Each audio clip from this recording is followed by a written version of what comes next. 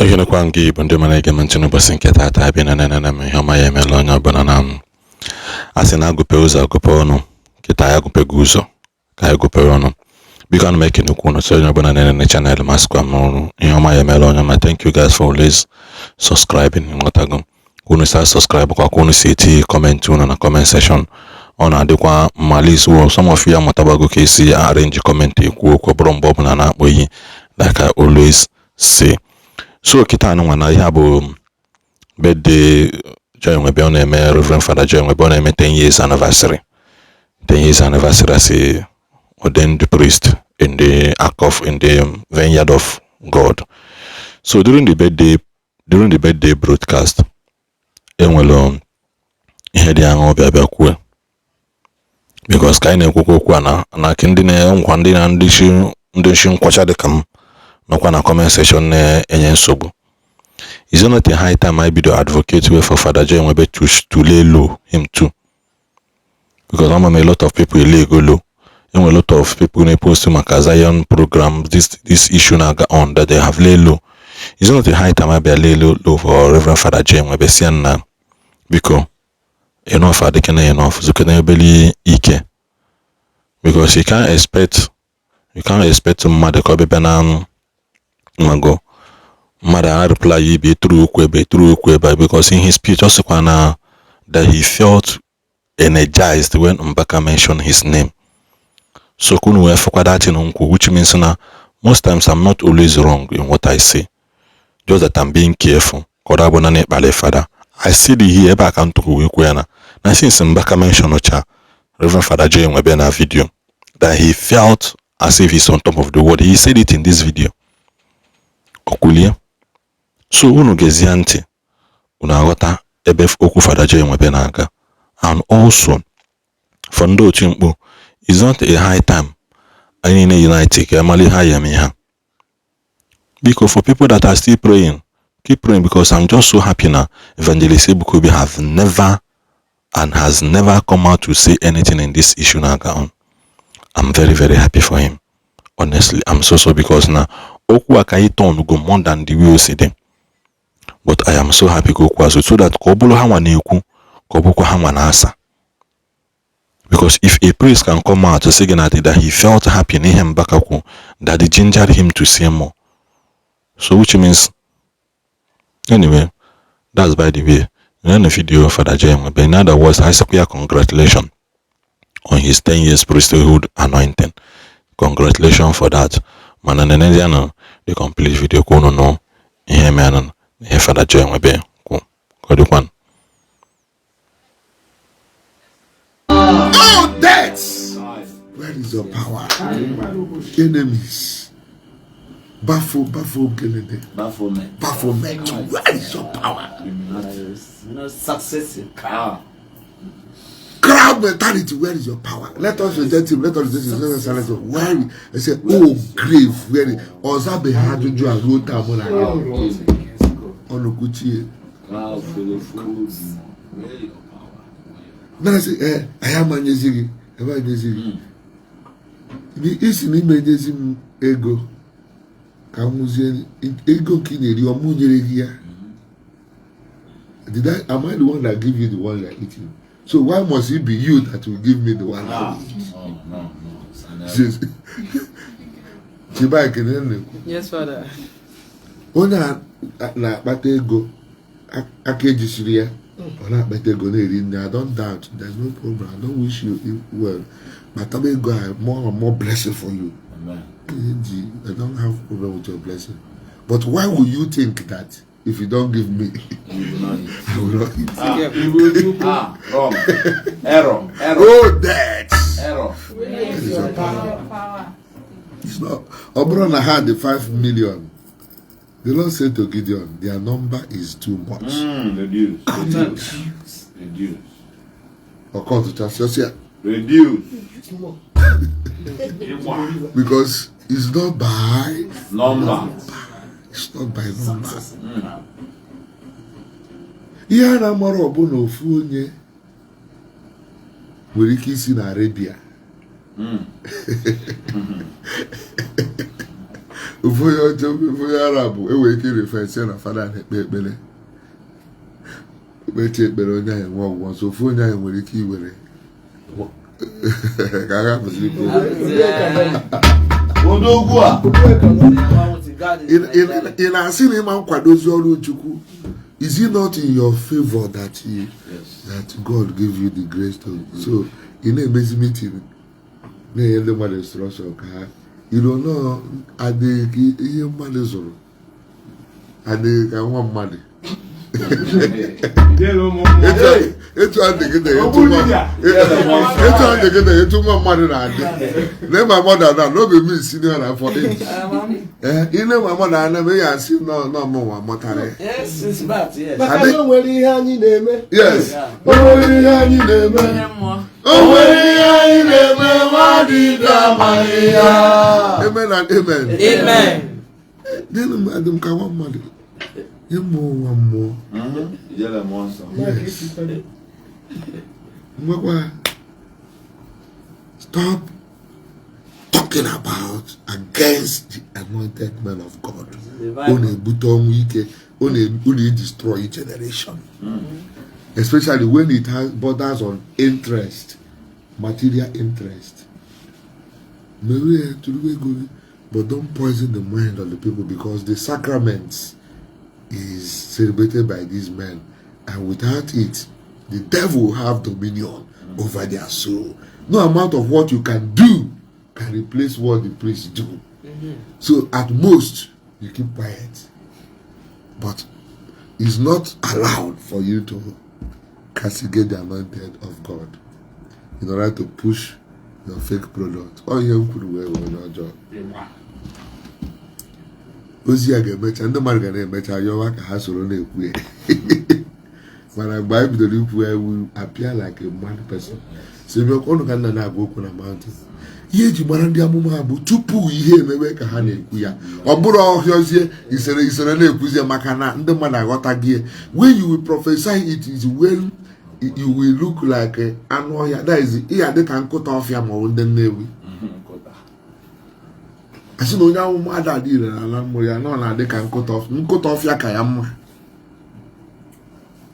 ka ihe mmadụ ya ejepụtasị a virgin shall conceive ebe ndị na-abụrụ virgin a conceive tabe wee sị na virgin isi ihe na-akọ ya ọnụ na-emesi ya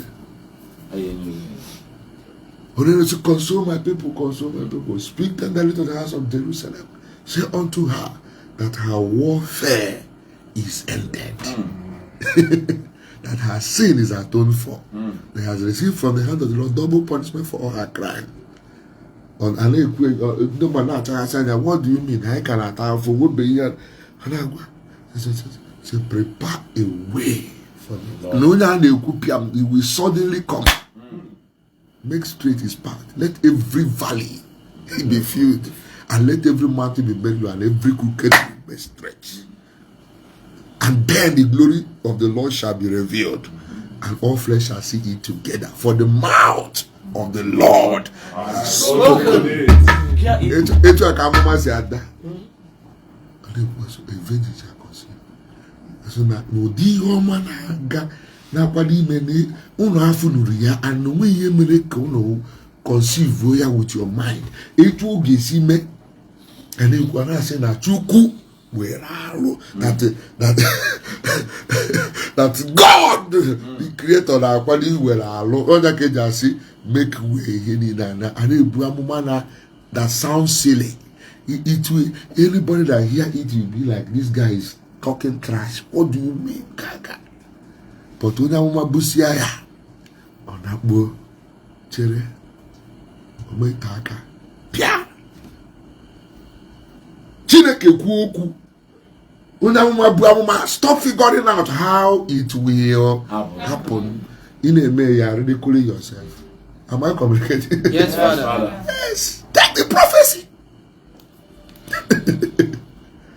A virgin shall conceive and give birth to a son, and he shall be called Emmanuel. A name which means God is with us. Isaiah Brooker manage as a government And this is a name. He shall be called Wonder, Counselor, Mighty God, Everlasting Father, and praise him. A na-ekwu na nke a mere ịmaha nke ọzọ ya ga-eme. You will not figure out how God will do it. No matter how great a person is, if you tamper with God's integrity, if you share God's glory, ozipụ onye amụma yi nkirika akwa na-eruru ndị nge n'anya ndị mmadụ oruru ọrụ. But the prophet of God is an oracle of God. Ọ ka gị mara mara onye ka Samuel ji bịakwute Sọl si etu isi dọka akwa m, etu isi kparịa m.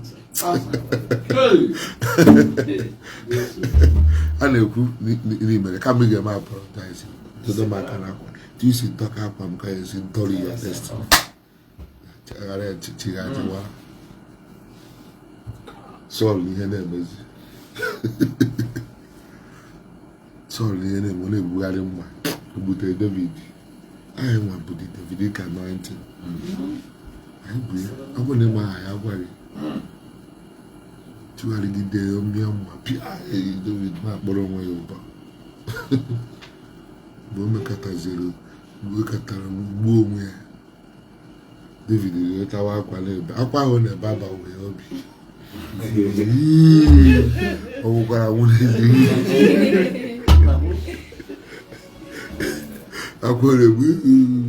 had the mighty have fallen. But David cursed the mountain of Gilboa because you jump out to David. See why you do the worker? I can't go. I won't go there. We know the fear battle. Or brought to boast by God's special grace and by His righteousness. I know the fear battle.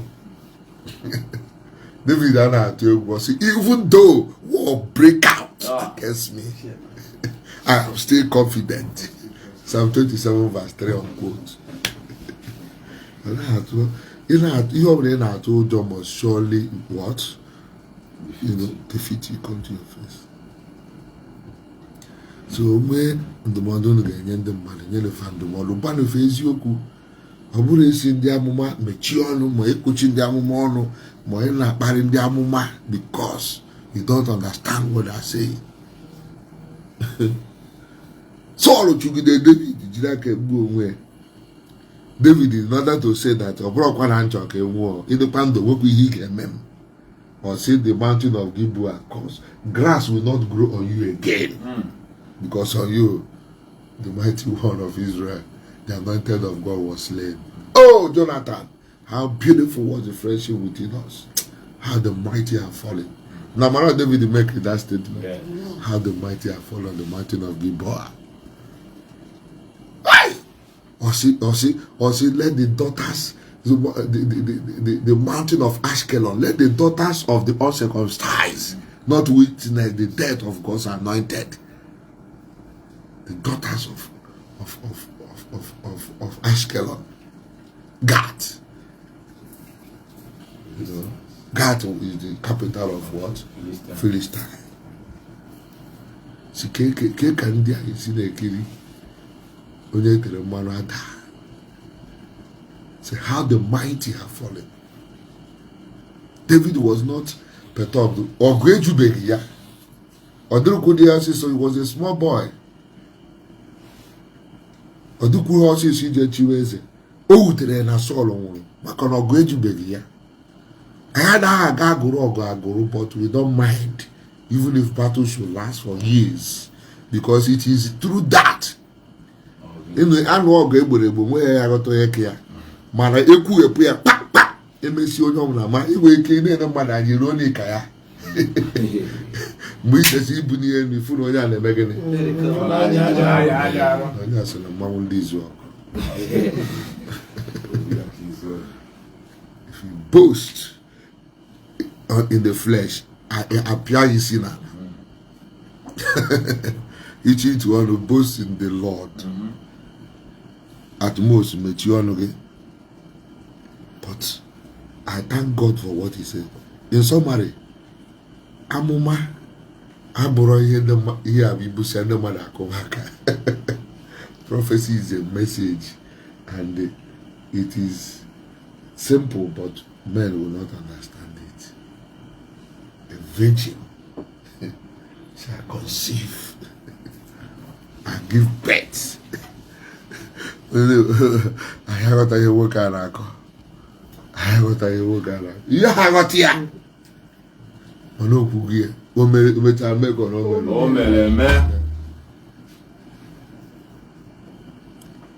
I know 3 wise men, power, they say, Bruatakere. When you're not married, Dieze.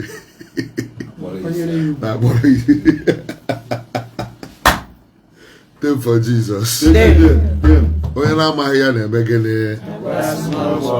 So, it's a story of gratitude to God. It's a story of thanksgiving. Men in America, not even the people that are greater than me. Na plane. Na to Moriamu. There's actually I'm going to join a plane. At a point, I got up. Refugee Father George Ademike, we began talking and they began to share more experiences. So I'm praying for all of you. Abuna inanya man na male power tozo. Stop believing that onye nke iche no nya wa body. Onye nke enwe mmadu bari hot. Because all throughout the ages, God have always used the weak to shame the strong. That is it. We may appear that we don't have structure, we don't have it, but God's word has, it doesn't need you to, you just stand as a witness. You not be the one to fight. You know, he is, but you just remember. It's not as easy as the word of God is like a package that when you begin to unravel it, you will not be finished opening it until eternity. Yes. So when God says, flee, stop this, touch not my anointed and do my prophet no harm. They are not your prophets. God says, my prophet. They are God's officers. Am I coming? Can you go on that desert, Semi? About money, the officers of yes. I gave you an analogy. You are my workers, my people. The workers here, they go to rag high. The workers here, when he's in a way, chain of my workers can not marry. Onye cannot marry. More with those workers. You know, I say, the cracker there. I'm not having cracker. It's not your duty to judge and insult them in my presence. With some company hereby a day now, we don't insult our workers. Lay your complaint politely. Don't insult our workers. So when you now begin to say nekreka, you are insulting our Lord directly. Not even a worker that insult his fellow workers before their boss is free. Obuka na ajo mo wan bayo onye wan esi oburu father obido na koto na afuzi onwe as non so nya wan eme effort ndị father does na la rola fajinesi ihe mebisiwo o legacy no wa na akwadi mo 3 day darkness na ndị father na ha kwesi na la rola stone na eme opipia na pia isi na ala ka bi say ite na ala ola amaro. He knows the people he is calling. He called them for different purposes. We come running guy each and he said the Roma. Boyaka Chuku Muru, a group of people actually easier were rich here. Which those ones are like it was a package of hack and not reach those set of people. the foolishness of God is greater than human wisdom. So a na-ekwu okwu na-aghọta ya na committed sacrilege. Igbo ọbụla na-eji eku n'iwu akọniti sacrilege ebube eburu okwu tụnye m n'ọnụ si m walie buru mmari kunye. To say that mmadụ ka Mbaka kwụrụ native doctor, ọ bụ na Mbaka kwụrụ native doctor ụgwọ, anyị nwe ordinary priest ndị fada nkịtị na-arahụtụ na dibịa. Because Mbaka was taken as maybe an exceptional person who is gifted, that stood against idolatry and all that. So the kingdom of darkness that rose just straight to him. Hajide paint here black. It means you know Nazi.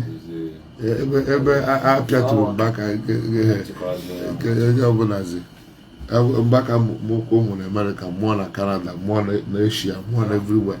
Here in the opposite to imagine I was that non look at a lot of the Western of a sacrilege, an abomination. No bruli is you could Mbaka, but on those dibias. No, while you megane, I have oh yeah, ezinji bia ono na so uno muwa bo nogo muwa unlese baya mu ola motika na obu na Mbaka kwuru ndị dibia ụgwọ of all an abomination a ga-akpụ but ebe ọbụla emesia ọbụla asị ndị eji ekwu okwu pụta confess ya na-enyere ha ego akwụ uwe na-eme apology. Eluigwe si m gwa unu n'ọkwa alụ anyị akpụ otherwise na-esi m anya ike ọkwa m epere m unu mpe n'anya. Don't worry, I don't know why. Onye na-asị m mechie ọnụ Igba mechie ọnụ sikwa gị mechie ọnụ because agaghị m emechi ọnụ. I said, for Jerusalem's sake I will not keep silent. For Zion's sake I will not rest until I see her vindication go forth as bright and her salvation as a burning torch. Mgbe ya niile na-eme agwara m ha ndị na-esi na m na-eme jealousy. I told them si ha ọ bụrụ na m na eburu onye otu nzuzo pụta bịa nye disclaimer na onye na-ebo fada ụdị ebuba na gị na akwụrụ. If you are not able to publish a disclaimer against Ogechi Njaka, I put a question mark on the spirit that is out to work in you. We henji your crowd, no henji etu ire eme. Isi na ekam. Ikakwana me ikakwana imo na jere na kuru me ikanoro ikachim ikanne dị nsọ ika Lord. Asọkwa me karom, but ikaron ndị nọ n'ime ma ikwu okwu a. I'm just an empty structure that the Holy Spirit has entered and is talking through me. But ndị aka gị inwe ike ma believe but it's the truth. Faka gị inwe ike na-egbe nke gị efu mmadụ 5 million na-egeghị ntị na-ekwu nke mmadụ atọ. Ihe mmadụ atọ a na-eze Father, Son and Holy Spirit bụrụ mmadụ atọ a they are witness when they roar. Ịma na mmadụ ahịa na nwoke mmadụ a na-anọkọta bupụta onwe na-akọ nonsense. So ohere dịkwara onye ya na-eme ha ịpụtakwuo ụha na ihe nwata nwaanyị a kwuru bụ alụ. Ife nwata nwaanyị a kwuru bụ alụ. Gosi family Mbaka mesia ya nwanne. Ma ndị fada ndị ọzọ na-etikwa iji necessary all this creature give it God will fight the battle. Chineke nọkwa Goliath na-akparị ụmụ Israel. Why na ọpịa wuhu Goliath? Ọ mmadụ ga-ekuni. Ọ mmadụ ka ọ ga-eji.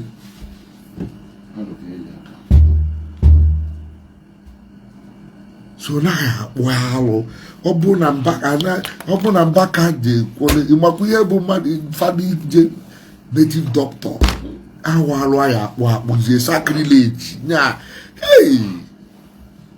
bata ebe ọ bụla osi etu ha dị ndị kwere ga-eji faya eji feficha ọnụ ha wee bụpụ na agwụrụ arụ akpụchagharị ya were kwuo mass of atonement wee mee reparation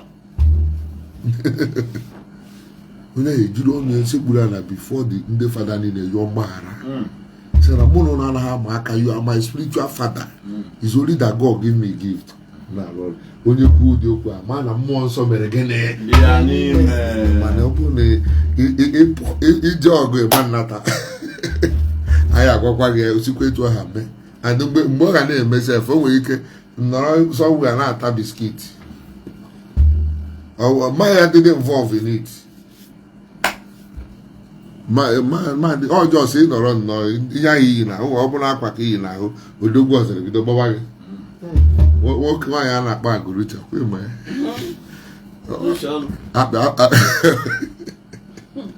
agụrụche akpị ihe ndebe anyị na-akpọ scorpion wee odogwu ọzara wee banye agụrụche n'akwa agụrụche anaghị asa akwa asụ akwa asụ ọ na-enwe mental issue so ọ gbasa akwa oyiche oyibudo ọghasa ọ pụtakwa mbọchị ọzọ onye cheki ihe nọ na ihe feta a na-eme ije chiri akwa na mberede asịghị feta efeta ọ makata bụ na odogwu ọzara emena gịnị nakpuru na so odogwu ọzara wee nakpuru n'ime akwa agụrụche apụta anaghịzi efeta akwa okwechiribe gịnị yiri akwa akpị gbanye nke mbụ asị eyipụta akwa ọsị oyete ejue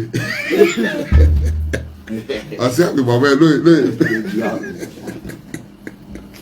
o wee tụtụọ ya agụrụche ndị be anyị wee sị na-asị agụrụche ya yipụ akwa ka etiwe odogwu ọzọ si n'oyete ejue o mechazie wee juo agụrụche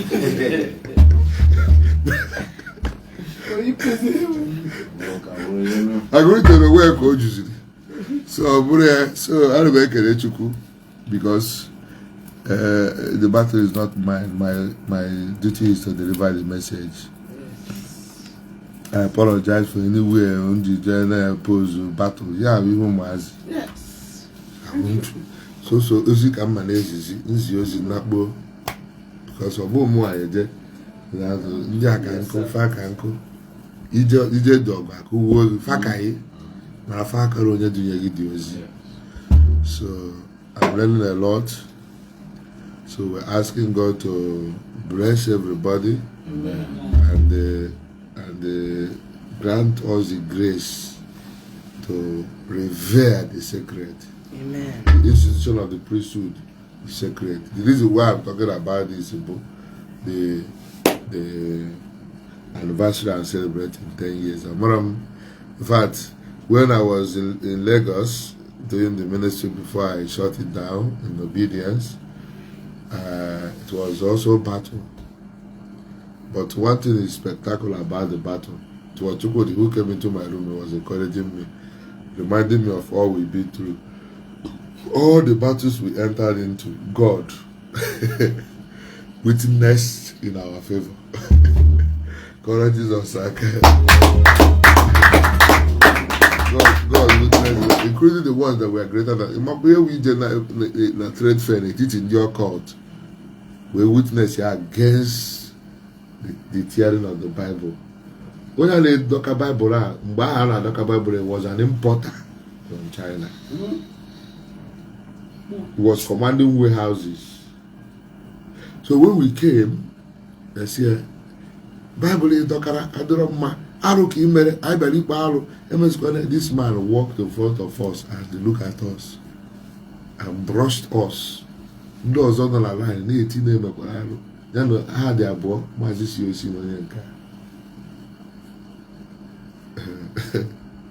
I didn't go to fight him. We chose here, we took another 3 years. Yes. Because they were making mgbe aha no warehouse again ọkwụnwụzi ụgwọ shop ọkwụnwụzi ụgwọ yard so na-ejizi na ndị amụma bụ egwu ọ bụrụ na ike mmadụ ka eji ebu ama na onye Chukwu rọ ọrụ whom God choose. You can choose even an unworthy vessel. So you maragodi nne ya mara mmehie ya niile, it will not save you. So ọ bụrụ ya.